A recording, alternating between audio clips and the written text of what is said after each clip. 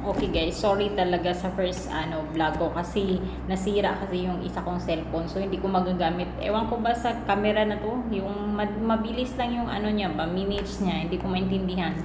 So ganito guys, part 2 na to sa video na ko iba-vlog ko. Yung ginagamit ko para hindi na tayo masyado magpatumbik-tumbik. Ito yung ginagamit ko talaga. Super effective talaga. Napatunayan ko sa sarili ko. Hindi ko naman ito iba-vlog kung hindi ko napatunayan sa sarili ko. Mas maganda kasi yung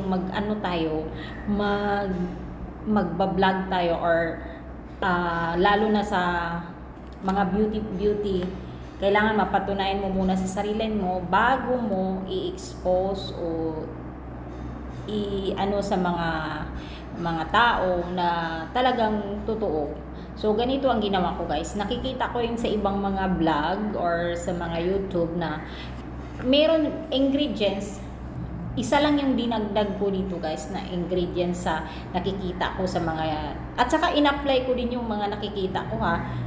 Pero wala talagang epekto para sa akin. Pero iba-iba naman tayo ng skin, diba? Hindi naman lahat ng skin is pare-pareho ng mga texture. So sa akin wala talagang effect yung mga nakikita ko. Bumibili ako ng mga cream kahit mahal, binibili ko basta lang talaga maano yung mukha ko, mawala yung milasma ko.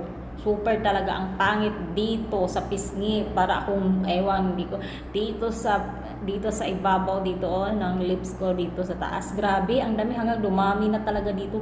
Ang pangit nga hanggang dito meron na. So, ang ginawa ko, pagdating ko dito sa Singapore, sa Malaysia, wala naman akong trabaho, dito lang ako sa bahay. So, ang ginawa ko, nag-experiment ako.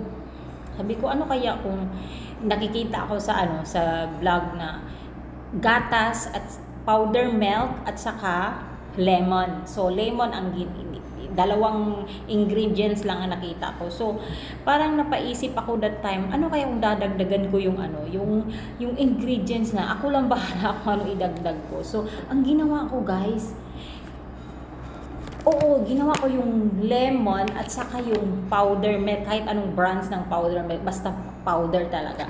So, ang ginawa ko guys, naisip ko, dagdagan ko ng baking soda, di ba? Baking soda kanasanayan sa atin at saka nakikita ko talaga merong mga nagagamit ito sa mga YouTube o saan-saan. Talaga ito, it will exfoliate your skin at saka mura lang siya guys. At saka magba-brighten talaga at saka healthier yung skin mo pag magagamit ka nito. So alam na natin anong epekto nito. So abangan nyo sa aking third vlog.